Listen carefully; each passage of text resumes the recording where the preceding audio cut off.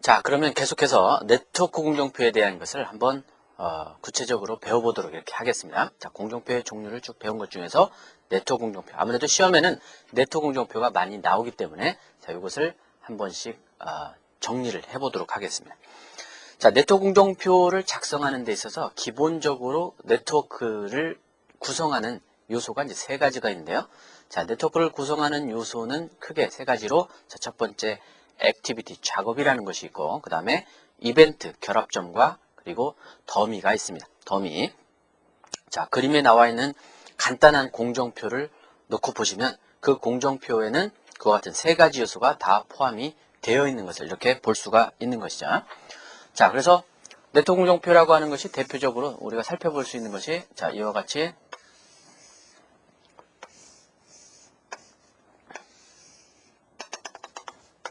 자, 이런 그림에서 여기 원으로 표시되어 있는 이 부분을 우리가 이런 부분을 이벤트라고 표시합니다. 결합점이라고 하죠. 그래서 이벤트라고 표시를 해주고요.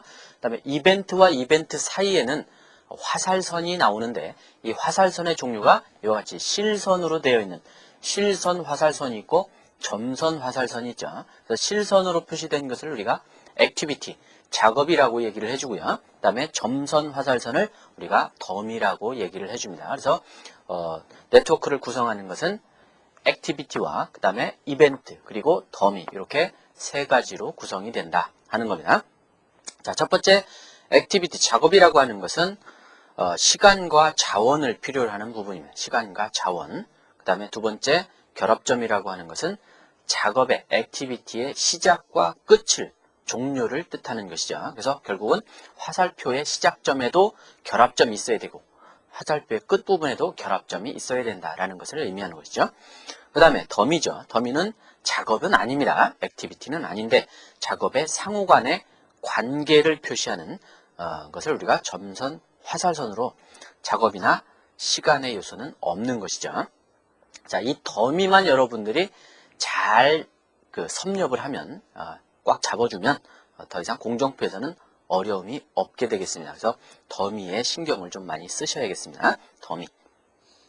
자, 그러면 네트워크 공정표를 작성하는 몇 가지 이제 규칙, 원칙들이 있는데, 자, 이런 원칙에 준해서 공정표를 작성을 하셔야 되고, 이런 규칙, 원칙에 어긋나게 공정표가 그려지면 문제에서 틀리게 되겠죠. 자, 여기서 여러분들이 꼭 알아두셔야 될 내용은 실기 시험을 채점하는 채점 방식은 주어진 배점에서 배점, 예를 들어서 공정관리 한 문제 10점이다 라고 할 때 10점의 배점에서 채점을 하는 방식은 잘못된 부분을 틀리는 쪽으로 잘못된 부분을 감점해 나가는 쪽으로 채점을 하게 됩니다.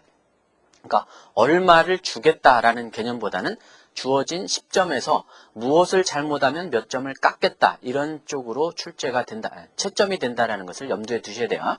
그러면 다시 얘기하면 어떤 뜻이냐면은 가급적이면 채점을 할 때 주어진 원칙에 어긋나지 않게 답을 써야겠다 이런 생각을 가지시면 됩니다. 그래서 그런 하자만 발생하지 않게끔 실수만 하지 않게끔 공정표를 그려나가 주시면 되겠습니다.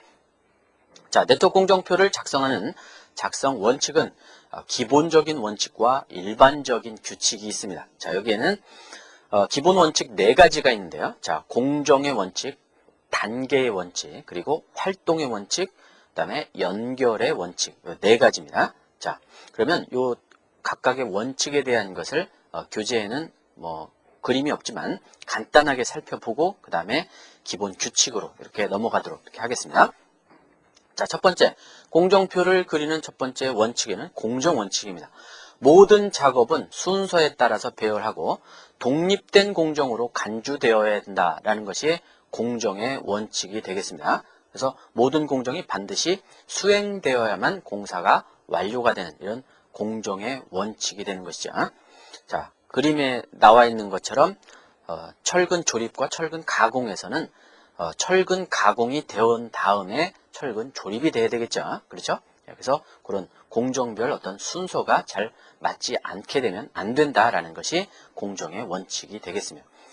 그 다음에 두 번째 원칙은 단계의 원칙입니다. 단계 원칙.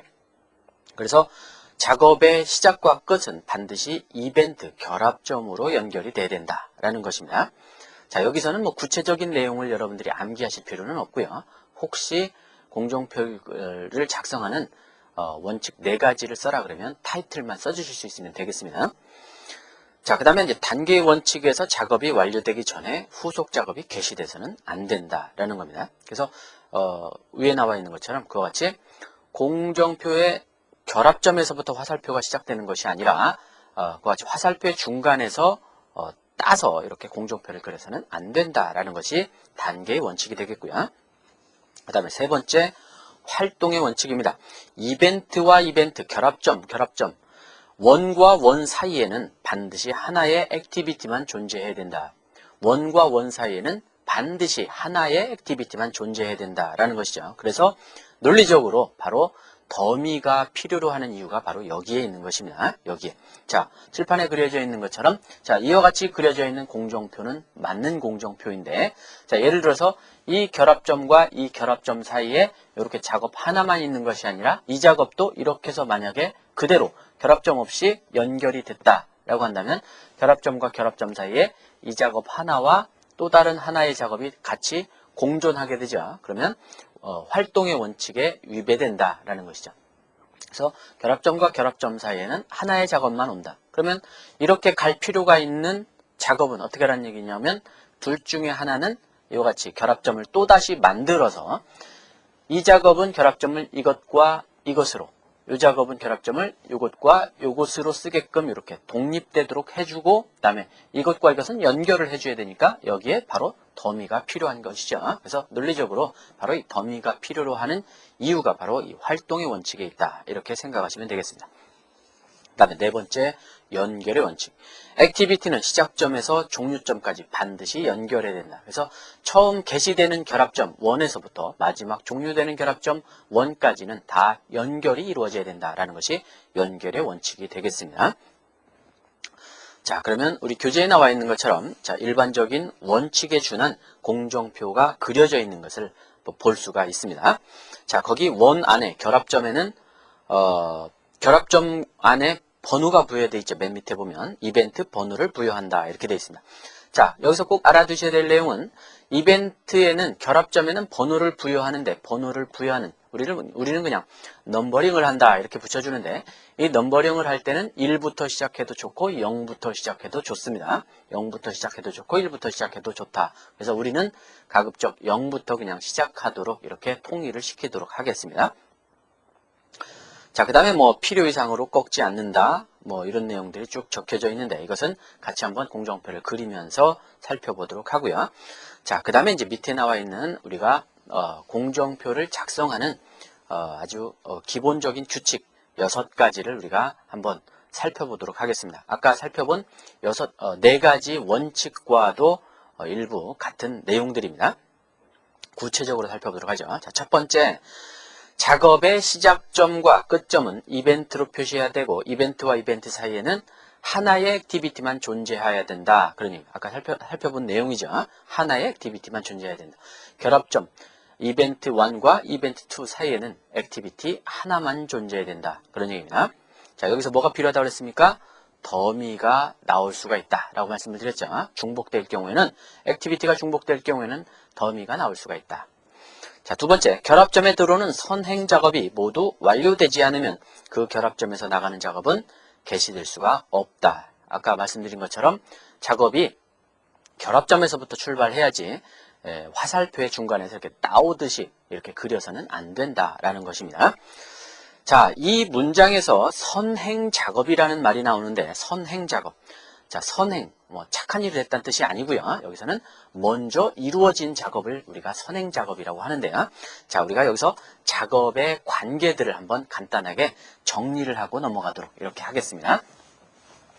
자, 우리 공정표에서 다루어야 될 작업의 관계는 크게 2가지로 나눕니다. 하나는 금방 우리가 살펴본 것처럼 선후 관계에 있는 작업이 있고요. 선후 관계에 있는 작업이 있고, 그 다음에 병행되어지는 작업이 있습니다. 병행 작업. 자, 이렇게 이제 크게 2부류로 나눕니다. 선후 작업과 병행 작업.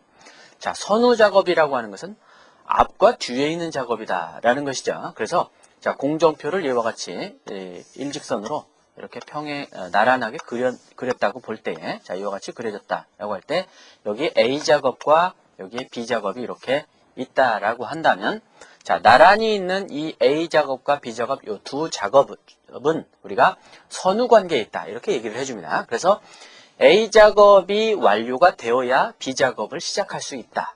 라는 의미가 되겠습니다. A 작업이 완료가 되어야 B 작업을 시작할 수가 있다. 자, 예를 들어서 공부를 하는데 책상에 앉았다. 의자에 앉았다. 뭐 책을 폈다. 그리고 공부를 시작했다. 이렇게 되는 것이죠. 근데 책을 피기도 전에 공부를 시작했다. 이렇게 나오면 안 되겠죠. 그렇죠? 그래서 그런 것들은 우리가 선후 관계에 있는 작업들이다. 라는 것이죠. 그래서 이때 우리가 A 작업은 B 작업의 선행 작업이다. 이렇게 얘기해 줍니다. 선행 작업. 반대로 B 작업은 A 작업의 후속 작업이다. 이렇게 불러줍니다. 그래서 선행, 앞에 이루어진 작업, 그 다음에 여기는 후속 작업이다. 이렇게 불러줘요. 선행 작업, 후속 작업. 그래서 이것을 선후 관계에 있다. 이렇게 불러주고요. 그 다음에 상대적으로 병행 작업이라고 하는 것은 어떤 의미냐면 나란하게 같이 이루어진다라는 것이 나란하게 이루어진다. 그래서 어떤 작업들이 이렇게 진행이 된다고 볼 때, 예를 들어서 어떤 작업이 이와 같이 이루어진다라고 만약에 해주면, 이렇게 이루어진다라고 해주면, 자, 예를 들어서 A 작업이 있고, 여기 B 작업이 있고, 여기에 C 작업이 있다라고 그냥 간단하게 생각을 해보자. 자, 이럴 때에 선후 관계에 있는 작업을 먼저 살펴보면 A 작업과 C 작업 선후 관계에 있죠. 그렇죠? A, C는 선후 관계에 있습니다. 그래서 선행 작업, 후속 작업. B, C도 마찬가지입니다. B, C도 마찬가지로 B는 C 작업의 선행 작업, C는 B 작업의 후속 작업 이렇게 되죠. 그래서 C 작업의 선행 작업은 A도 되고 B도 되는 것이죠. A도 되고 B도 된다. 다시 얘기하면 C 작업은 A만 종료돼서 시작할 수 있는 것이 아니라 B도 종료되어야 된다. 그런 얘기입니다. 그래서 A도 끝나고 B도 끝나고 동시에 끝내야만 C 작업을 시작할 수 있다. 라는 것이죠. 그래서 선후 관계를 살펴봤고 A와 B는 이때 A와 B는 뭐라고 얘기해 주느냐? 병행 작업이다. 이렇게 얘기를 해주게 되는 것이죠. 병행 같이 이루어지는 작업이다. 라는 것이죠. 그래서 일단 우리가 공기를 쭉 계산을 할 때 우리가 공정표를 쭉 계산할 때 여유 시간을 계산할 때는 우리가 이 선후 관계에 있는 작업을 유념을 하시면 되겠고 뒤에 여유 계산이 아니라 공기 단축을 할 때는 이 병행 작업들을 나중에 유념을 해서 공정표를 그려주게 되는 겁니다. 공정표를 그려주게 돼요. 자, 그래서 일단 작업의 관계에 대한 것을 한번 살펴봤습니다. 자, 그 다음에 이제 기본 규칙 6가지 중에서 계속해서 세 번째 것을 한번 살펴보도록 하겠습니다. 자, 네트워크의 최초 개시 결합점과 최종 종료 결합점은 하나씩이어야 된다. 자, 처음 시작하는 결합점, 원이죠, 쉽게. 원 하나에서 시작해서 원 하나로 끝내달라. 그런 얘기입니다. 그래서 하나로 끝내라 라는 것 때문에 여기에도 바로 더미가 필요할 수 있다라는 요소가 여기에 부여가 되는 것입니다. 자, 그래서 그림에 나와 있는 것처럼, 그와 같이 좌측에 있는 것처럼, 하단에 있는 공정표가 원이 중간에서 또 끝나버렸죠. 여기도 끝나고 중간에 있는 것도 어떻게 됩니까? 오른쪽에 있는 것도 끝나고. 그래서 이렇게 종료되는 결합점이 2개가 나와서는 안 된다라는 것이죠. 그래서 이런 경우에는 더미로 이렇게 연결을 해주게 된다라는 것입니다.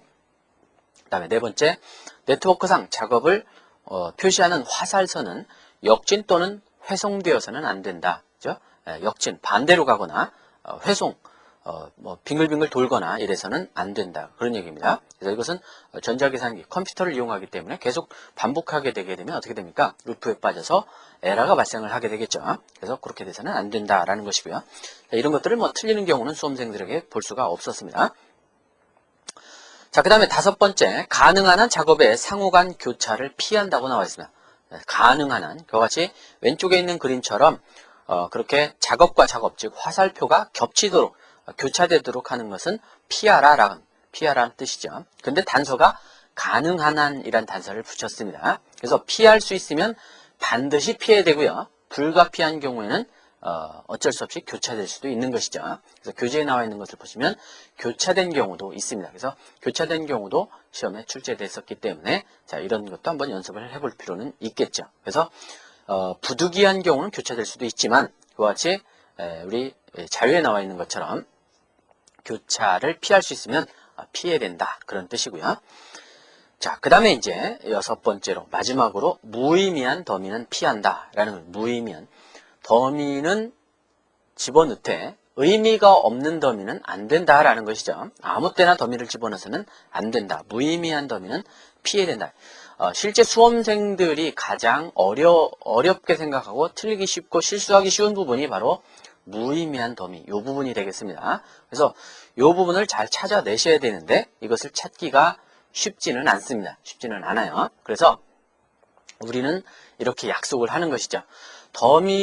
무의미한 더미를 찾아내, 일단 무의미한 더미를 점선 화살선을 공정표에다 집어넣은 다음에는 이 더미가 무의미한지 의미가 있는지는 찾아내기가, 골라내기가 쉽지가 않습니다. 그래서 일단은 더미를 가급적 자제하고 넣지 않는 방향으로 한 다음에 필요하면 더미를 그때 집어넣으면 되는 것이죠. 그렇죠? 그럼 필요하면 넣기 때문에 무의미한 더미가 아니죠. 그래서 이런 방향으로 여러분들이 문제를 풀어나가셔야 됩니다. 그래서 의미 있는 더미를 넣기 위해서는 바로 더미를 먼저 집어넣지 말고 필요할 때 넣어라.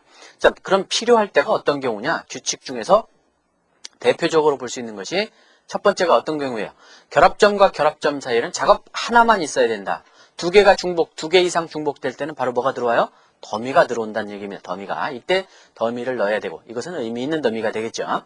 그 다음에 두 번째 경우가 어떤 경우냐면 결합점은 최초 개시되는 결합점 하나, 마지막 종료되는 결합점 하나 이렇게 있어야 되는데 자, 종료되는 결합점에 어떻게 됩니까? 결합점이 종료가 될 때 하나로 결합점을 만들기 위해서는 더미가 필요하겠죠. 그렇죠? 자, 이럴 때도 바로 더미가 필요로 하게 된다. 종료 결합점 하나, 이때 더미가 필요로 하게 됩니다.